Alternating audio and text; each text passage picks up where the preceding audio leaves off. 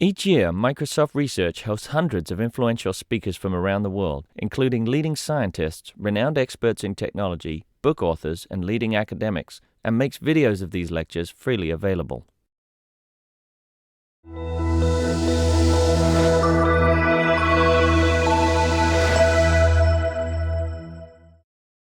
Thank you so much for coming. My name is Amy Draves, and I'm happy to welcome Joe Plumeri to the Microsoft Research Visiting Speaker Series. He's here to discuss his book, The Power of Being Yourself. He'll be offering simple guidance on how to stay positive, motivate yourself and others to achieve success in both life and work. Joe began his career with the company that would eventually become Citigroup. He has been chairman and CEO of Willis Group and now serves as vice chairman of the First Data Corporation. He is co-owner of both the Yankees AA minor league team and the Phillies single A affiliate, and is recognized for delivering one of the best commencement speeches ever by NPR for his 2011 William and Mary commencement address. So we're throwing down the gauntlet a little bit. We've got high expectations here. Please join me in giving him a little pressure, just a little. It's all right. Please join me in giving him a very warm welcome. Thank you. Nobody holds it against me that I'm affiliated with the Yankees, right? And when they do that, sometimes it turns people off. How you doing? Good? I appreciate everybody coming out. I want to chat about the book, tell you some stories that are in the book, give you some background behind the stories, and maybe have a little fun. I want to give you a sense of why I did this. I'm not a writer. I run businesses. So why did I do this? A couple of years ago, and you'll read about it in the book, and I'll talk to you about it a little bit. About 6 years ago, my oldest son passed away, and I want to tell you about that relationship.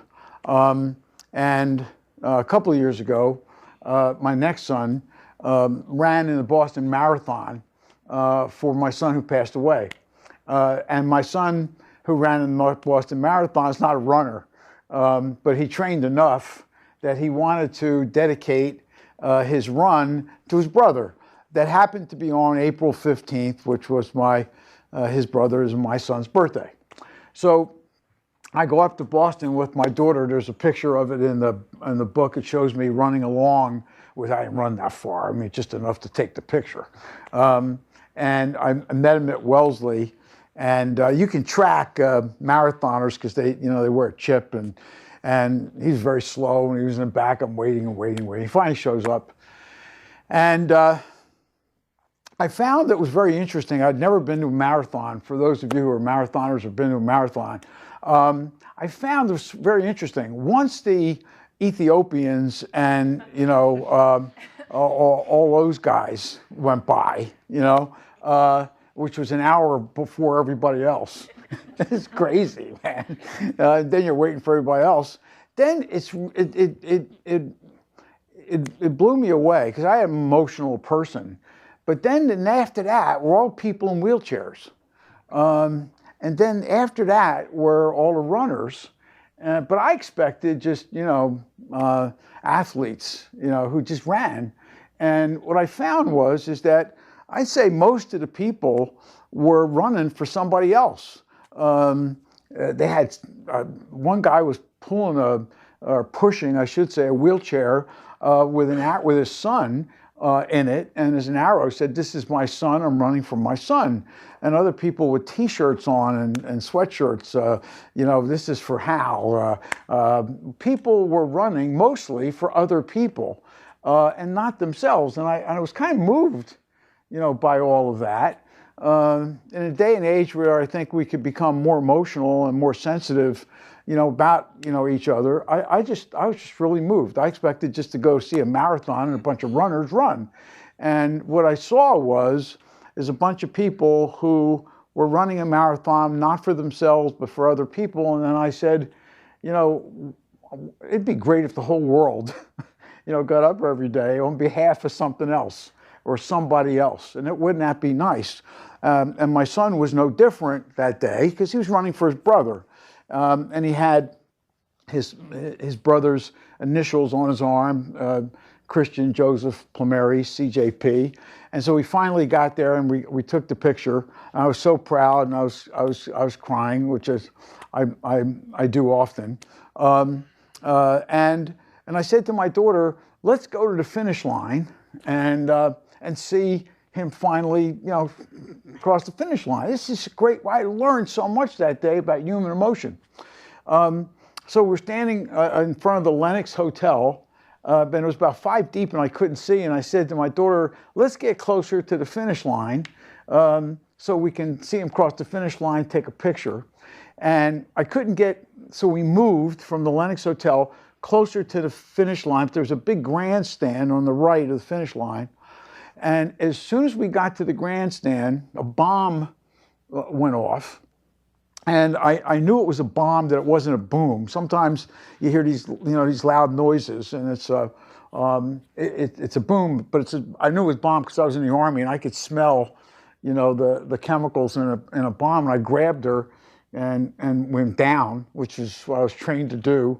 Even though I was in the Army a long time ago, as soon as I hear one of those things, it goes down. And then I started to run toward where we were, and a bomb went off exactly where we were standing and where we had moved from. And in the next hour, I saw a range of activity and emotion that I'd never seen before in my life. People who had been wounded by the bombs, that had been hit by the shrapnel of the bomb, people helping each other, which was very heartwarming. It's just a day that was full of emotion, not only from what I saw in the runners, but what I had seen people doing that day and helping each other and bonding together. I tell you that story, and I tell the story in the book more graphically than this, because it motivated me to write the book. Because I had thought all along that even though we live in a society that celebrates authenticity, because you hear people say all the time, that person's a real person. We like that, and we celebrate it. But then when I see what we actually do all the time, it's different than that. We filter a lot through emails. A lot of times I get an email, I don't know what the emotion is on the other side of the email. We send 183 billion emails a day. And I never know when I send one how the other person's feeling when they read it. And I think a lot of cases it's done so you're not there when a person's reading it. But yet we celebrate authenticity, and I don't get that. I get a lot of thank yous by text, more than I do by somebody giving me a call and say, it's really nice of you to do that, which I prefer, but it's a text. And somebody will say, well, that's better than nothing. And I would say, geez, I'd prefer a note. When I was CEO of companies, I always wrote notes. And I'd put the note, and every time I go visit wherever and it was big companies, they weren't small, and I'd spend a lot of time during the week writing a note saying, great job. And when I go visit, I'd see the notes framed on somebody's wall or cubicle, but I never saw an email or a text framed. Never. You just don't, because it's not the same, personality. It's not the same sense of your character and your sense of congratulating somebody for a job, well done. And then you throw in all the extra stuff, the LinkedIns and the Instagrams and the Twitters. And what comes out the other end is, I don't know what's true and false. I don't know what's right or wrong because of all the filtering. But we start with, we'd all really like to be authentic. And so then I see people on TV who read from teleprompters. And I ask myself, did they write that? Or did somebody else write that? And do they really mean what they're saying? Even though they might be good readers, they're called good speakers. And to me, a good speaker is somebody talk from the heart, and don't really give a speech, gives a conversation, because I think that's what we really want. And I say, I don't know if that's authentic. I don't know if they really believe what they're saying. And then I see people cry on television or in person, and invariably, unless it's a catastrophe, a wedding, a funeral, where there's a license to cry, invariably somebody starts to cry and they apologize for crying. Or they say, I almost lost it. And I say to myself, what the heck did you lose? You lose your authenticity, but yet we celebrate it, but we apologize for it at the same time. I don't understand that. So that's what I had in my mind. And then when I went through the experience of the Boston Marathon, I said, I'm really motivated now to put down on a couple of pieces of paper how I kind of feel about the world, and then use my stories and the things that I've done throughout my life to begin a conversation about being yourself. Oscar Wilde said this, I didn't say this. Oscar Wilde said, be yourself, everybody else is taken, which I thought was a cool thing to say. When you look at the book, you'll see it has a mirrored effect, so you can see yourself.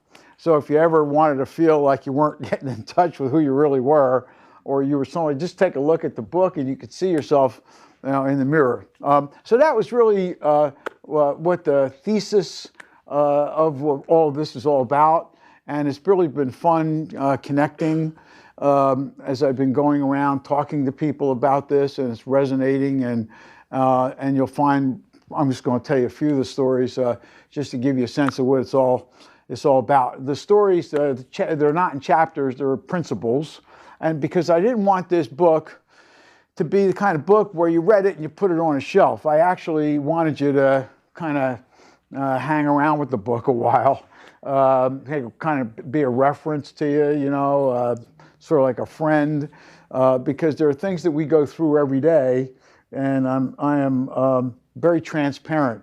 For a book that's 200 pages, took me 2.5 years to write. A couple of them took me a long time, because after I wrote them several times, I felt that they weren't deep enough, and that if I was going to really have a sense of integrity about what I was doing, I would really have to go deep, and the deeper you go, as you know, the more painful it is, but at least there's a sense of integrity in the book. One of the principles that you find in the book, it says, show me the way to grandma's house. Let me tell you what that means. We come from different generations, obviously, but grandma's house is a metaphor for a vision of a place where you want to go. When I was growing up, my father would get us in a car and we'd go to grandma's house. And invariably, my two brothers and I would carry on the back seat. If you're a parent and you take your kids someplace, they're always going to inevitably ask you, or if you were a child, you remember asking when you went on a long trip, when are we going to get there? Because children are impatient. And so what parents usually do is in order to have the children endure the trip, or in order to get them to settle down, they say, look, we're going to go to grandma's house or wherever we're going, and you paint a beautiful vision for where we're going. Grandma's going to have cake and ice cream and cookies and toys and all the rest of the stuff. And the reason the parent does that is so that the child can endure the trip. It's a metaphor, but it's all about vision and having a vision for yourself. I think it's important to know where you want to go. And if you don't know where you want to go find somebody to help you do that, because you can't do what you do every day without understanding that where you're going, what you do every day, are steps toward getting to where you want to go. I think it's important. That's what enduring the trip is, enduring your day. It makes it more exciting, makes it more lively. You jump out of bed because you got someplace, to go that is important. And I find most people don't have that sense of what I'll call purpose or vision, and I talk about that in a book, and I've been guided by that all my life. So I tell the story. I went to law school at New York Law School, in 1968, so I'm dating myself. And my last class was over at noon, and I had this vision that I was going to be a great Wall Street lawyer. I mean, I was going to be one of the great Wall Street lawyers of all time. And so my class was over at noon. New York Law School is not far from Wall Street. So I said, let me go find a job. And I thought all names of law firms were 3 names. I never saw a law firm with 1 name. So I looked at directories of the buildings, and if it had 3 names or more, I figured it was a law firm. So I get to 55 Broad Street, and there's a name of a firm called Carter, Berlin, and Weil. It didn't say law firm, it just said Carter, Berlin, and Weil. So I thought it was a law firm. I was 20-something years old. I was a kid. I didn't know what I was doing. I was, full of energy. So I go up to the 35th floor, and I said, who could I talk to about a job? I'm go to law school, etc. So she makes a call and says, go down the hall, make a left, and ask for Mr. Weil. I go ask for Mr. Weil. It turns out to be Sandy Weil. For those of you who follow business, he's the guy that created Citigroup eventually, but this was in 1968. So he says to me, why do you want to work here? I said, well, I'm going to law school in the morning. I want to learn the academics in the morning, and in the afternoon, I want to learn the practical aspects of the law. He says, that's a great idea. Well, what makes you think you'll learn the law here? I said, it's a law firm. He says, no, it's a brokerage firm. So I kind of slink down in the chair. I'm excited. I had a vision of being a great lawyer, all this kind of stuff. And I start to leave. He says, no, I like your moxie. He says, I'll hire you. Come after school, and we'll put you to work. So he takes me down to the office manager, and the place is packed. It's a small firm. So the guy says, I don't have any place to put him. So he says, take the door off the closet door. He says, take it off, put a desk in. So half the desk is inside the closet, and half the desk is in a hall. And that's your office. And they gave me go get coffee for people, write a benefits policy, buy the furniture, do stuff. And so I come in every day and do stuff. And, I was the kid sitting in a hall. You couldn't avoid me because I was in a hall. And after a while, they get familiar. They hit me in the back of the head, call me Joey baby, And by the time I went home at night, my head really hurt. My mom would say to me, how's your job? I said, my head hurts. Now, this was in 1968. That company, for those of you who follow the financial world, became Shearson Lehman Brothers in 1990. And that company became Citigroup in 1998. And in 1990, I was the president of Shearson Lehman Brothers. So if you ever see anybody sitting in a closet, where half of them is in a closet, and half of them is in a hallway, and you hit them in the back of the head, don't do that. Because they may turn out to have a terrific jurisdiction over your compensation in the future. And I remember in 1990, when I became president, of Shearson Lehman Brothers, and we were bigger than Merrill Lynch in 1990, I remembered every one of those people that hit me in the back of the head. Great story. I tell more about it in the book. But what's it about? It's about engaging, okay? It's about getting out and doing things. We're in a world where we communicate a lot technologically. I mean, I'm standing, in a world where possibilities were created because somebody had a vision. Somebody had a vision. Gates had a vision. I mean, it's what we're doing. We're standing here.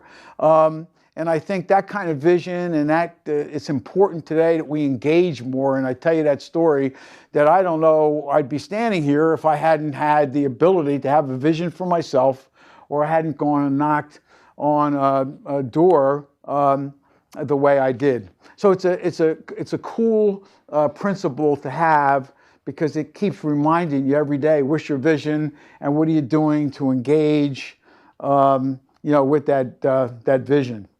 There's another principle in the book that talks about your heart being your teleprompter. One day I was going to give a speech at the Georgia Dome, and I've never in my whole life ever spoken, and I have given thousands, if not hundreds of thousands of speeches, and ever used a note, ever. Because I feel if I don't know what I'm talking about, and I don't feel it, then I shouldn't be doing it. So I show up at the Georgia Dome, and the guy who mics you up and works everything out for you with your teleprompter, he says, well, let's give me your speech and I'll put it on the teleprompter. I said, I don't have a speech. He said, well, and I said, I got my own teleprompter. He said to me, well, where's your teleprompter? It's in your pockets, the world's smallest teleprompter. I said, no, my teleprompter's my heart. I said, I say what I feel, and that's the way I roll. And I use that story, again, metaphorically, because we live, I think, in a society today, at least I like to think, to start the discussion, about whether we really make decisions because of our heart, or we make decisions because the poll says we should make a decision, or a survey says we ought to make a decision, or consensus says we ought to make a decision. I really don't know politically how people feel anymore, because they have to be able to filter it, through some sort of consensus mechanism. God knows I was a public company CEO for a long time, and the world has changed to the point where boards have gotten very risk averse, and you're afraid to make a move, even though your heart tells you, but the consensus tells you that you can't. And if we become a world or a country where we're risk averse, when I think one of the reasons we got here, we're sitting in a place that there's a risk to take to begin this whole revolution. What's happened to our culture in doing so. So I tell a couple of stories in a book that are kind of cool, and there's some more as well, but I'll tell you a couple. In 2000, when I became the CEO of Willis, it was a bad company. It didn't make any money. It had no energy, had no vision. It was a British company, and I was the first non-British chairman of this company in 200 years. And not only was I the first non-American or non-British person to be a chairman of this company, it was me. Meaning I wasn't like your normal, cut version, where you go to Actors Equity and say, give me a CEO-looking person. I mean, they thought Fonzie came to run this company. The first thing you do when you go to bad companies, you check everything out, because there's a reason they're bad. So you want to see everything. You want to see the processes, you want to see everything. And one of the things I wanted to see was the benefits policy. And this was in 2000. So one of the things I saw in the benefits policy is it didn't give benefits to domestic partners. And I just thought that was not cool. I just thought, again, it was just me. This was 2000. It's politically correct now that every company, they even advertise it, that gives benefits to domestic partners. But in 2000, it wasn't a subject that anybody thought about. But I said, that's not right. That's not cool. I think this company should be different and do what's right. So I changed the policy. It turns out that years later, we have an employee by the name of Brian Urie at Willis, who, after they changed the law in the state of New York to allow for same-sex marriage, that he and his partner get married, and they invite me to the wedding. The wedding is at the Four Seasons in New York. There's 700 people. And I don't know, this is in 2011, something like that. After I had changed this in 2000, never thought anything of it. I just thought it was the right thing to do because my heart told me that's the right thing to do. So Brian Urie gets up in front of 700 people and he says, I want to thank Joe Plumeri. I'm standing in the audience. When you don't think you're supposed to be called out, you think it's a mistake, I turn around. Maybe there's another Joe Plumeri, in the room.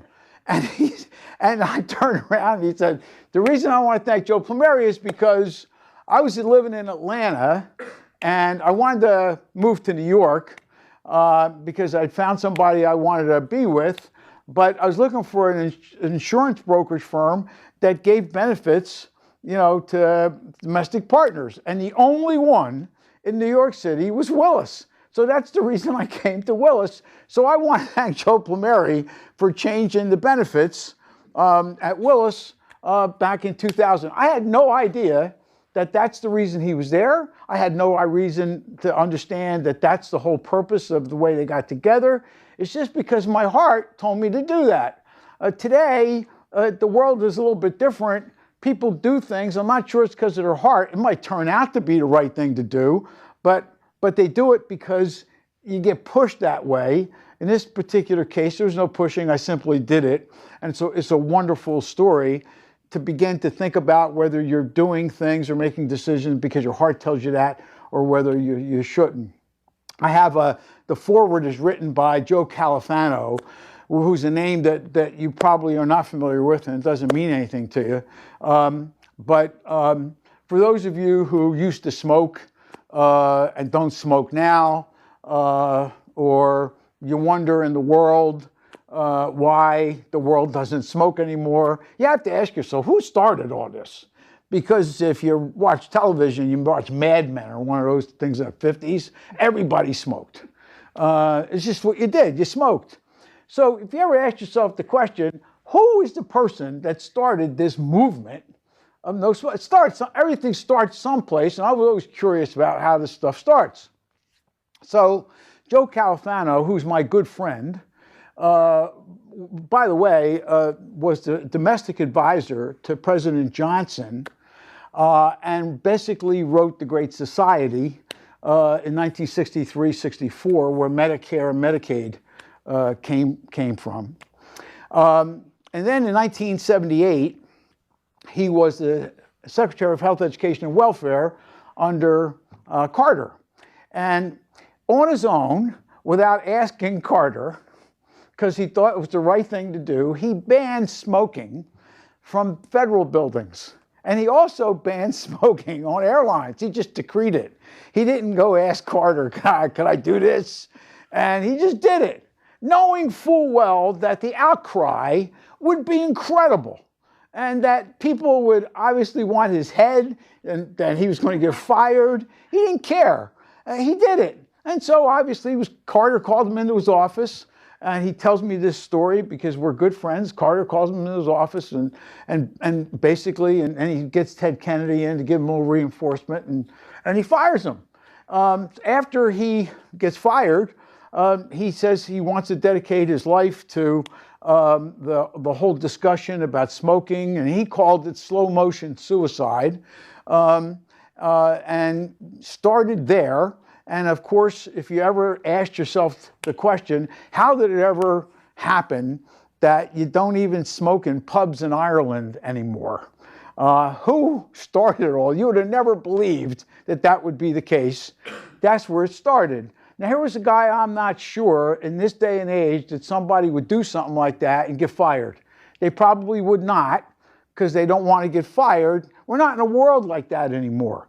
And I think we lessen ourselves because there are less Califanos around than there should be, because I wonder how many people who want to do something don't, because they worry about their job or they worry about that it's not what consensus tells them they ought to do. And I think as a society, we're less, because of it. So when you see your heart, is your teleprompter, again, it's because you should express yourself in the way you should be, and I think it's a cool principle as well.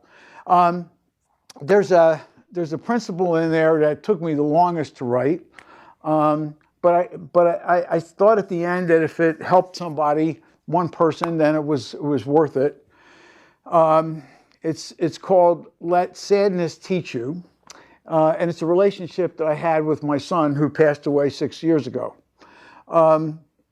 When my son was 13 years old, he was anorexic. It's very unusual for boys to be anorexic. It usually happens mostly with women in terms of self-image and self-esteem. But he got very thin, down to 89 pounds when he was 13 years old.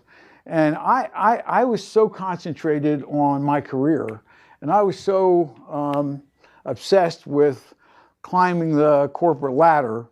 I didn't even see, I thought my son was getting thin, but I mean, how dumb could you be?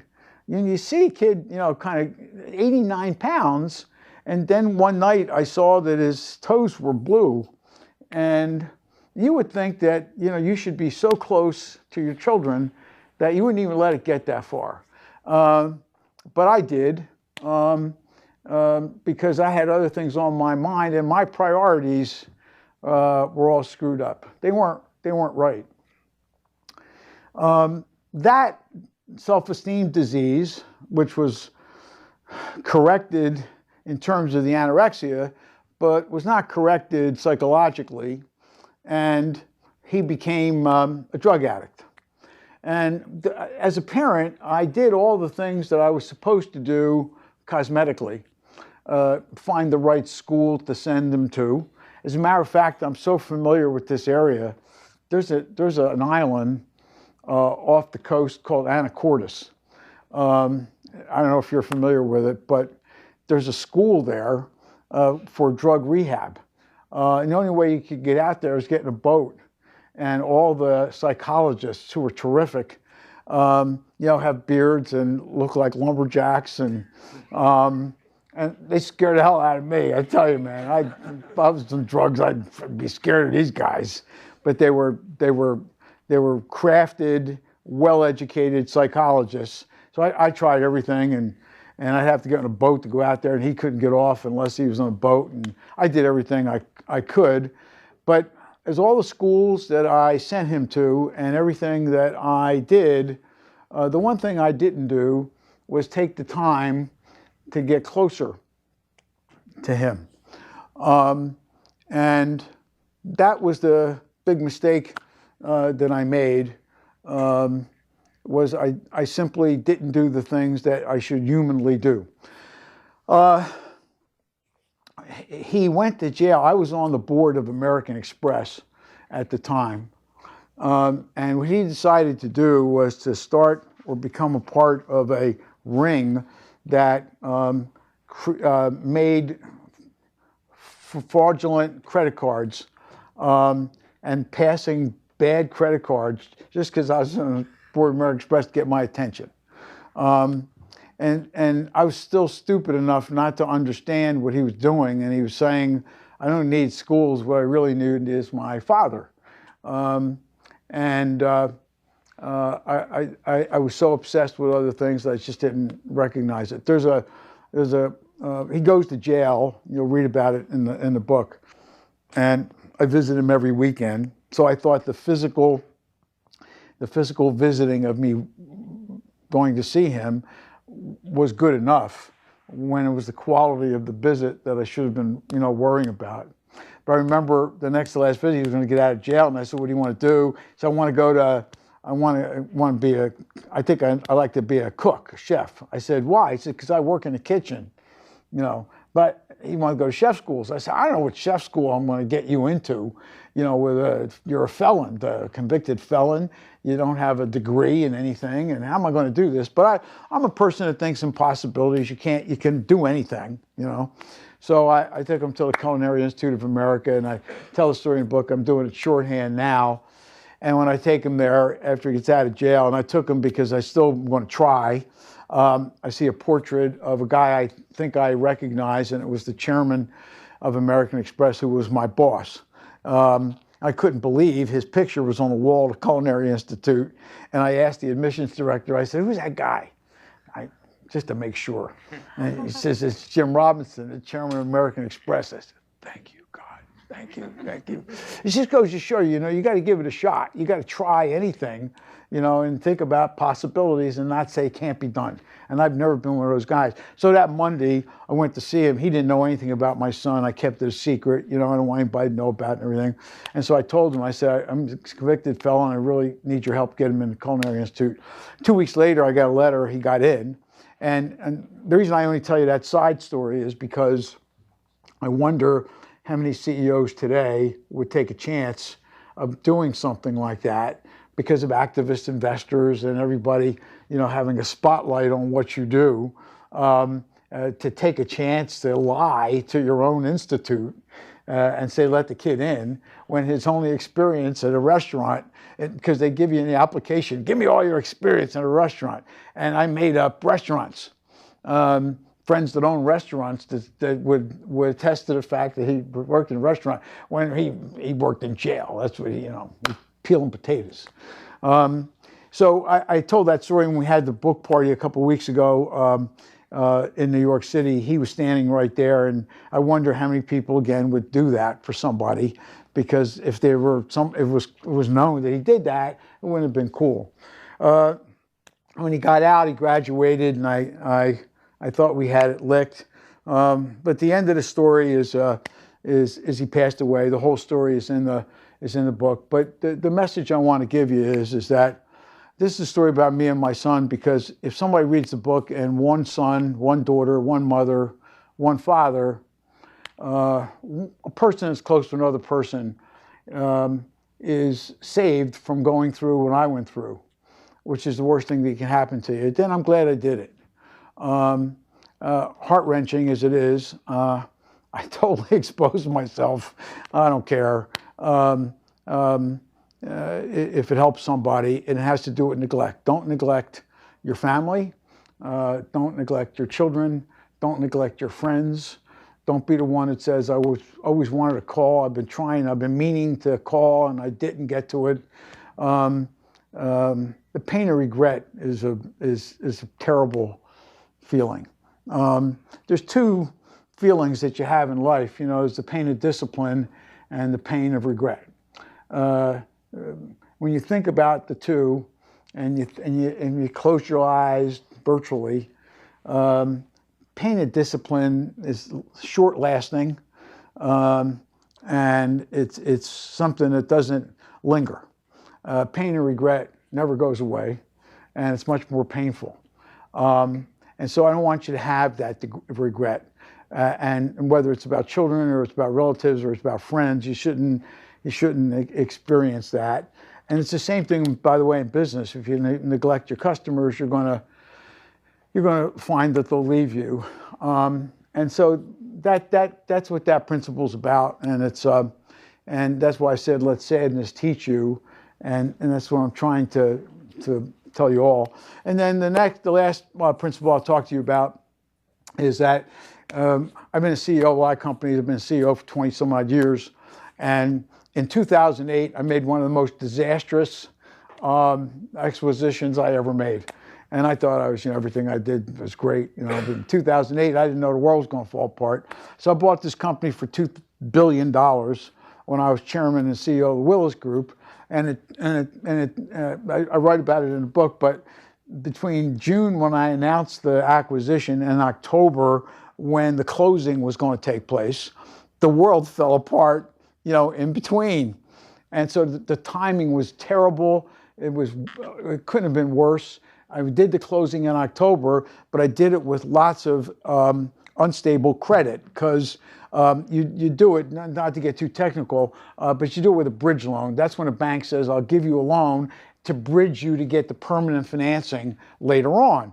Well, the bridge collapsed because the credit markets closed, right? So I did the closing, but I had no bridge.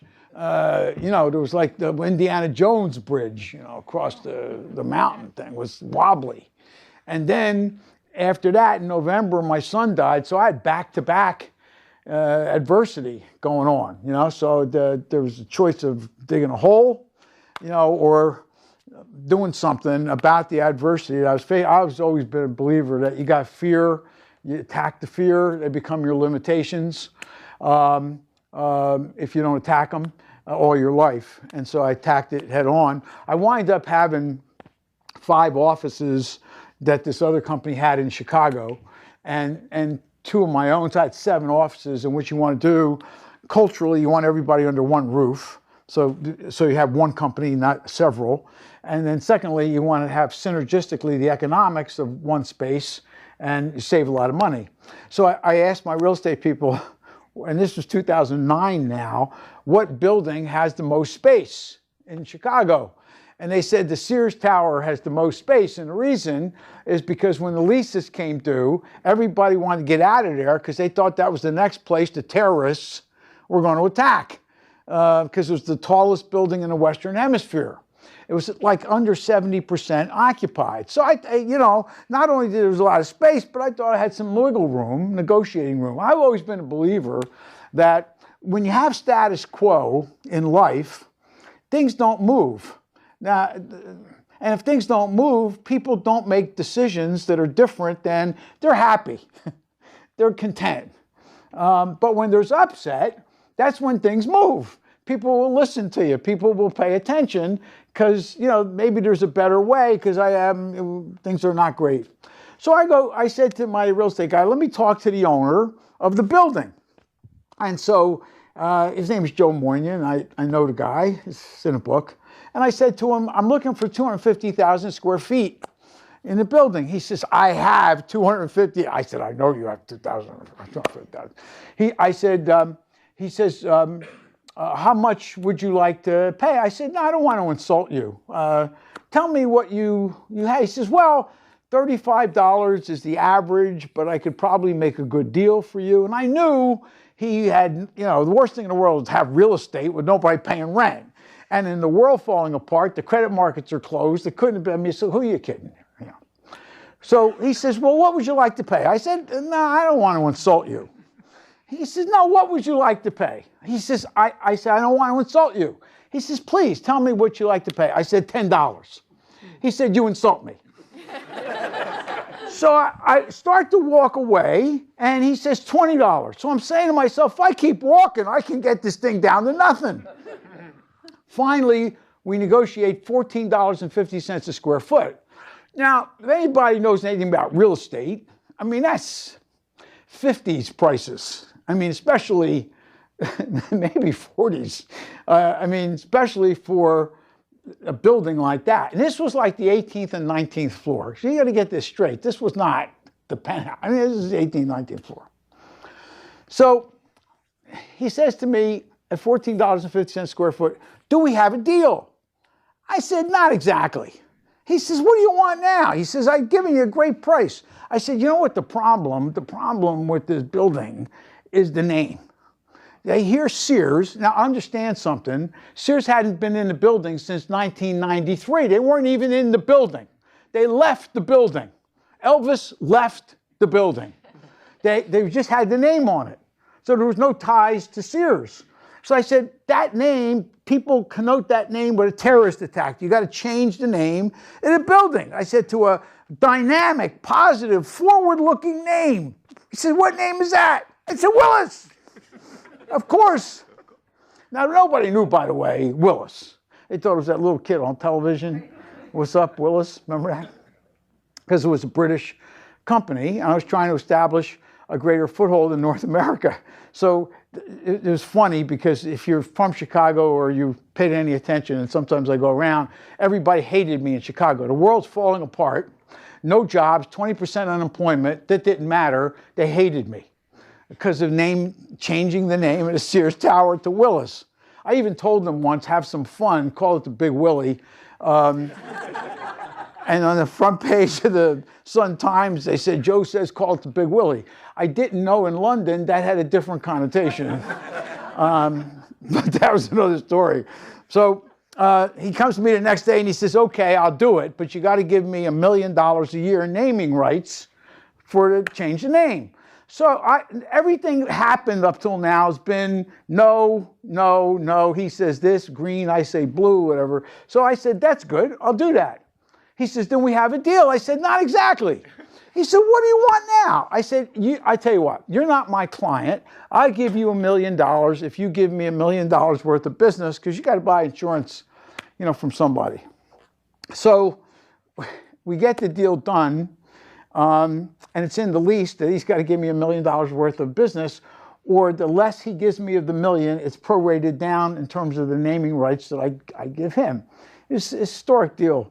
And so what's really great, matter of fact, just a side story, nobody knew me, and I wanted to change the perception of how they hated me in Chicago. So I go on a radio show, And they thought, and it was like the most famous radio show in Chicago, freaking Frack, whatever it was.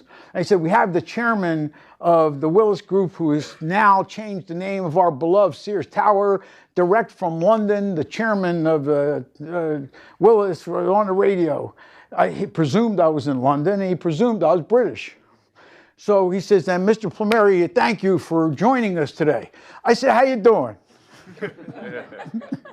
He said, you don't sound British. I said, I'm not. I said, I'm from New Jersey. I said, and I'm in New York now. I'm not in London. So you got it all wrong here. And so you hear the balloon, the air come out of the balloon. We dedicate the building. And what's cool is the night we dedicated the building, I was on the evening news with Brian Williams. And he said to me, I got to ask you, all the time that this building's been named Sears, how do you come along and you changed the name of the building just like that? What'd you do? I said, I asked. I said, if you understand that and your core belief is that anything is possible, and you're sitting in a place where somebody believed that anything was possible, then you're going to ask. And how many times do we live our life every day when we don't think of the possibilities? And I think of the difference between the way the world used to be and the sense of people believing in possibilities has dwindled. I want people to think that anything's possible again. I want people to get up in the morning and say, I can do anything. I can make things happen. I think that things are possible. I want to widen people's understanding of what the possibilities are.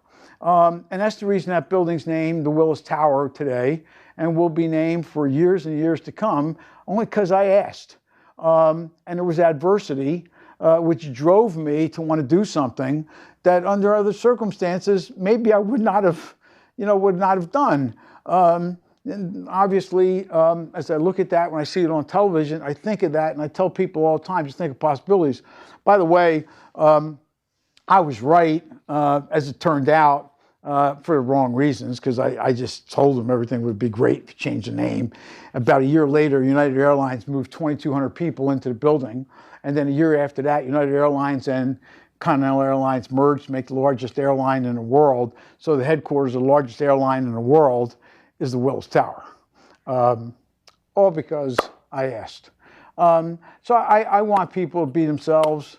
I like people who get emotional. I like people who, if that's the way you are, do what you do, be who you are, go with the heart. And if we can get a whole bunch of people doing that, maybe there's less Baltimores, there's less Fergusons, and things are a little bit nicer than they are today. And so that's what that's about. And so I appreciate very much you allowing me to share my heart with you and you coming today. Thank you.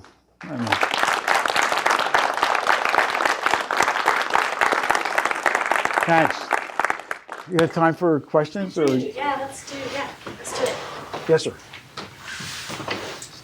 First of all, I would want to thank you. One thing which came out of your talk, and hopefully more out of the book, is you come out as a very honest person. A lot of honesty and integrity which flowed through your speech. You are as successful, or you have been as successful as anybody could imagine. And I'm sure part of your success is because of the principles you believe in.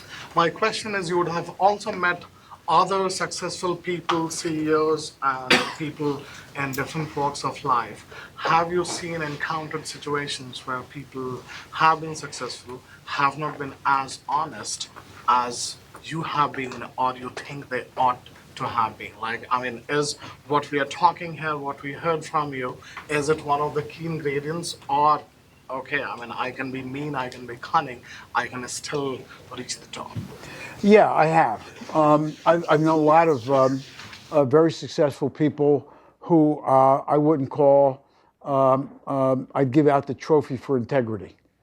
A lot of them. But what made them successful was not their honesty, was they figured out how to be compelling. I think that applies in anything in life. There's competence and compelling.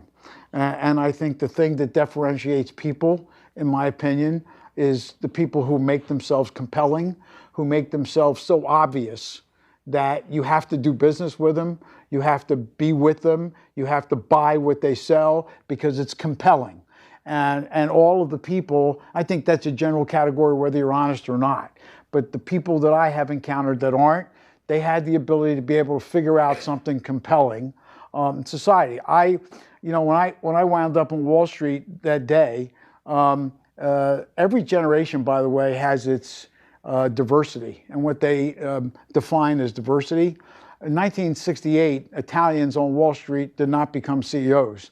They went to the back office. They were all from Brooklyn and went to the back office. But I made myself so damn compelling. I mean, I was in everybody's face. I mean, I was in the middle of, I let him hit me in the back of the head in the middle of an aisle, from the closet. And I found that everything that I've done has been because I don't care whether you think I'm short, Italian, or whatever it is, I'm so compelling that you need me. So I think it's not about honesty so much as it's about compelling. And in a crazy way that they figured out how to make their product or their company compelling, and at least there was integrity in doing something good. I don't believe in selling, I believe in helping. I think you help people, you sell. As long as you figure out how to help them and make their life better, then you got the sale. And I think it's very important to be the first one to the market. And there's a principle in the book that talks about that. Yes, sir. So, a very fundamental question. I'm sorry I walked in late, so if you've covered it, it's okay. To be your real self, you need to first be self-aware of what you are. For a lot of us, that happens sometime in our time. But over time, you also change. So you have to keep connecting back with yourself. How did that happen with you? How do you go back and keep connecting with yourself? From my own point of view, I'm 71 years old. I'll be 72 in July. And I think that for me, I must have reinvented myself more times than I can count. But I don't mean like I decided to get up one day and I'm eating breakfast and I say, today I'm going to reinvent myself. The reinventions happen as part of the adventure of life because something happens to you. Something happened to my son. I decided that I could somebody said to me, why don't you take some time off? I remember that. And I said, no, the worst thing I could do is take time off and just think about, that. I would rather stay engaged, and I got even more engaged than I did before. And that was a metamorphosis for me. And so there are plenty of defining moments. I mean, the Chicago story was, hey, what are you made of here? You can, you're going to do this or you're not going to do it. So I'm reinventing myself as it's going along. The trick is that when you have those defining moments, they're happening. I know a lot of people who have defining moments, but they don't know there's a moment going on. They only know when to look back. No, you see, you got to know there's a moment going on. And then you look back and I say, boy, what a defining moment that was. What a defining moment that was. I showed up at Sandy Wazoff. That was a defining moment. There's a whole series of these things. If you look back and you find that you didn't have any, then you're not engaged, that you're not doing what you're supposed to do. But if you look back, you're going to find there was a lot of them, learn from them. Does that help you? Okay. Thank you. Yes, sir. Yeah, thank you for sharing your story, which is very compelling. I would have a disturbing question to you, but you ask us to be sincere. You were one of the most influential person into the finance industry. What is your analysis of what happened in 2008? And because you are talking about having impact on people, about helping people, what about the role of the finance industry in 2008 and the impact that it had on on millions of people in the US and world? I think, no, I don't mind that question at all. I wasn't running a bank then, but I'll tell you exactly what happened, is that I think the banking industry, and I think I'm qualified to say this, forgot what business it was in. The banking industry that I came from was in the business of taking deposits, investing the deposits in mortgages and real estate, and helping its depositors grow their businesses.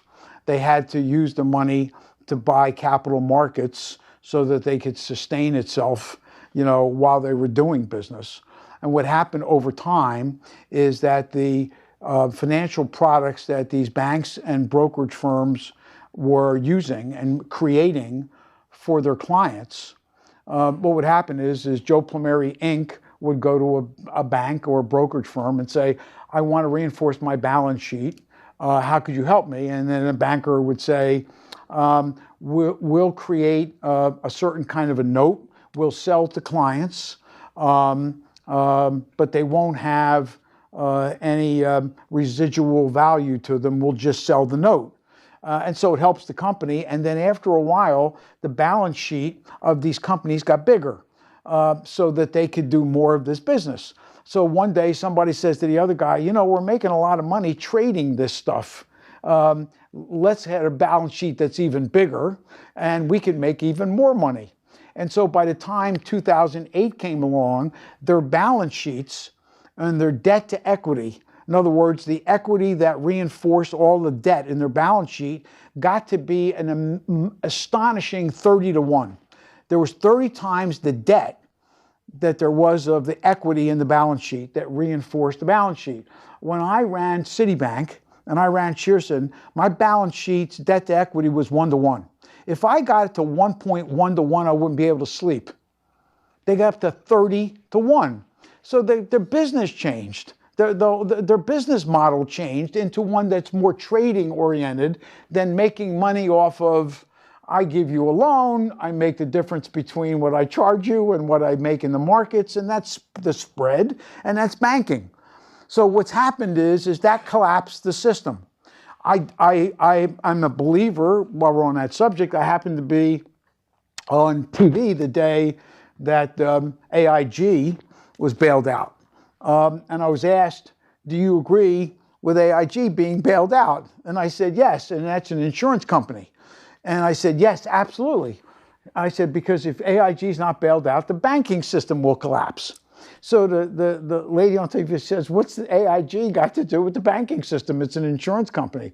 I said, because when you go to a bank, statutorily, you got to take the money and you got to put it into short-term commercial paper, which very short term, like 1 day or 2 days, because the person who goes in and makes a deposit in the morning in Seattle could go that afternoon and take the money out. So you got to have the money there. And so a lot of the commercial paper banks bought was AIG paper because it's AAA. Statutorily, you got to buy AAA paper. So if they hadn't bailed them out, everybody would come to get their money. The paper would be no good. Jimmy Stewart wouldn't be there, and it wouldn't be a wonderful life. But to be honest with you, that's what happened. I don't think much of it's changed at all. I think it's basically the same way. The ratios are still out of control. If you look and you follow the earnings of JP Morgan or Goldman Sachs or Morgan Stanley, and you look to where the earnings are coming from, go take a look when you get a chance. It comes out of trading profits. And what they mean is trading the balance sheet. So if you ask me, what's the difference between 2008 and today? Not much. So I worry, and I worry because interest rates are low today because the Fed doesn't believe the economy is strong enough to support higher interest rates, when in fact, higher interest rates are actually a more healthy society than one that has zero interest rates at all, because that's the way the system works. So that's what happened. Okay? That's the short version of what happened. Yes, ma'am. Are you planning to do any commencement speeches this year? I got to tell you, the cool part of the story about I quit law school. When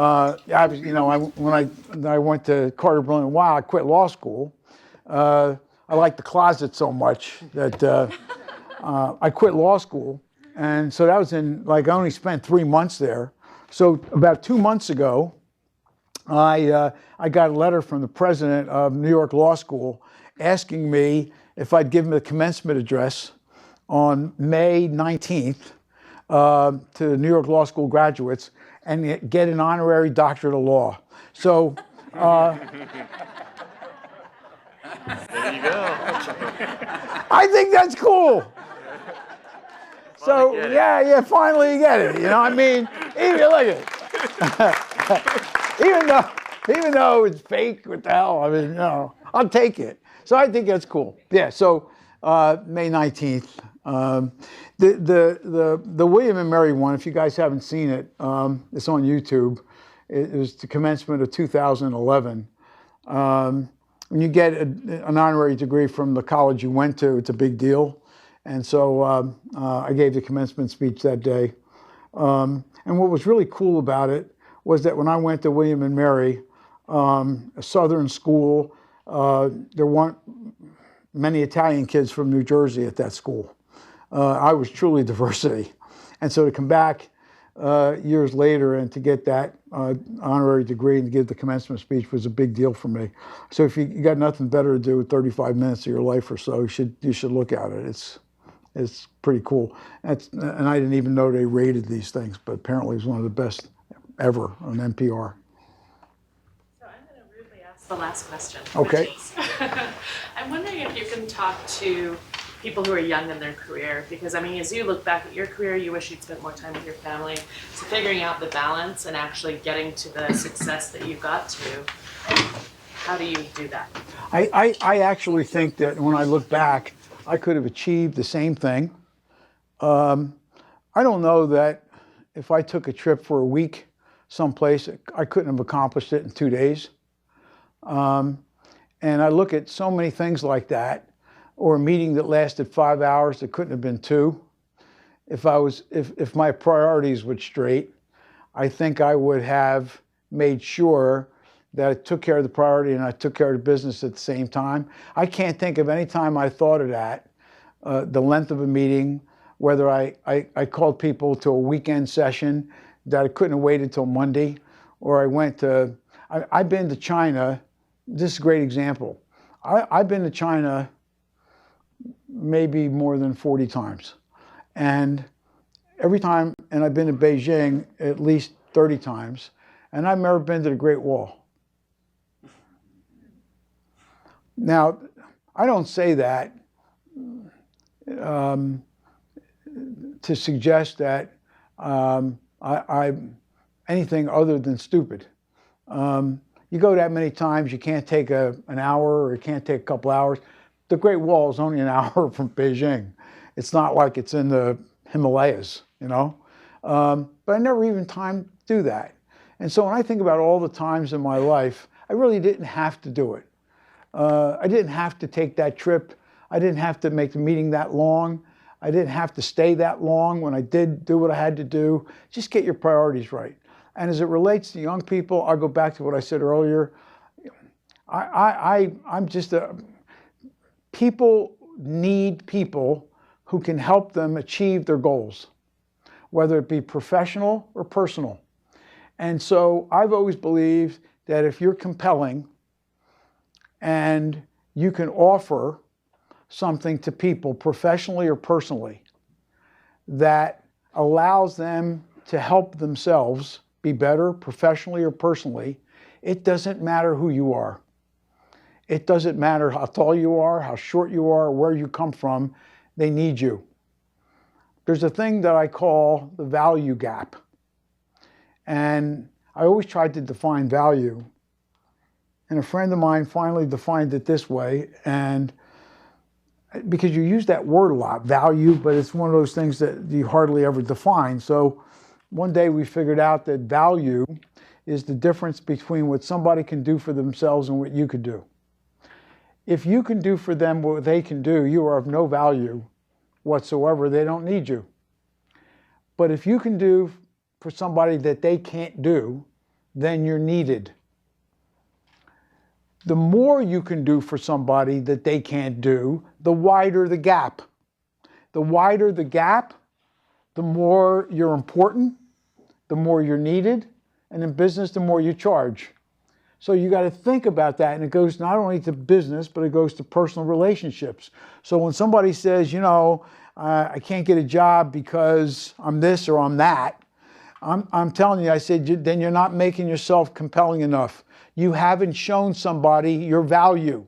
You haven't shown somebody that there's a gap between what they can do and you can do. And the wider you make that gap, the more compelling you make yourself, the greater they need you, and the greater they need you, they're not going to throw you out.